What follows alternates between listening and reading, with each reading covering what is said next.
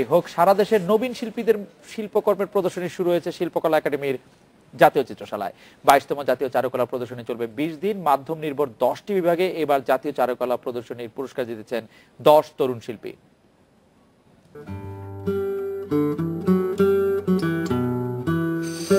Performance art চারুকলার পৃথিবীতেই যুক্ত করেছে নতুন মাত্রা। চিত্রশালা মিলনায়তনের বহিরাঙ্গনের এই পারফরমেন্সটি বলে দিচ্ছে দেশের তরুণ শিল্পীদের আগ্রহ আছে এ মাধ্যমেও। নবীন শিল্পীরাই এই প্রদর্শনীর প্রাণ।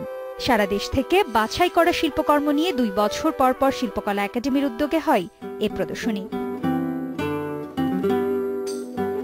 অর্থমন্ত্রী, সংস্কৃতিমন্ত্রী ও বরেণ্য শিল্পীরা এদিন বিকেলে প্রদর্শনীতে অংশ নেওয়া 10 শিল্পীকে 10টি ক্যাটাগরিতে তুলে দেন পুরস্কার। এর মধ্যে শিল্পকলা একাডেমির পক্ষ থেকে সকল মাধ্যমে শ্রেষ্ঠ পুরস্কার পেয়েছেন শিল্পী হারুন আর রশিদ টুটুল। ভাস্কর্য, ছাপচিত্র, চিত্রকলা ও নিউ মিডিয়ায় দেয়া হয়েছে 4টি সম্মান পুরস্কার ও 5টি বিশেষ পুরস্কার। অনেক তরুণের মুখে শোনা যায় যে আসলে আধুনিকতা বা আধুনিকতর কাজ মূল্যায়িত হয় না, তো আমার আজকে ভুলটা ভেঙেছে, না আসলে আধুনিক কাজ করলেও মূল্যায়িত হয়। আমি তো পুরস্কার পেয়েছি এবং পাশাপাশি আমার যারা স্টুডেন্ট ছিল তারা এবার আমার সাথে পুরস্কার পেয়েছে। এটা আমি মনে করি যে শিক্ষক হিসাবে এর চেয়ে আর গর্বের কিছু হতে পারে।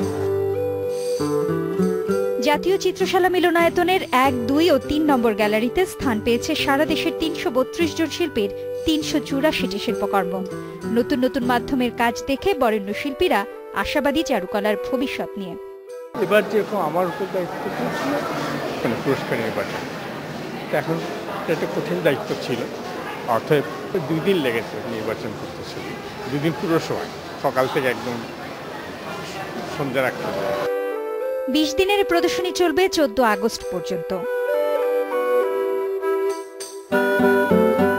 Tabina Shabnam, independent news, Dhaka.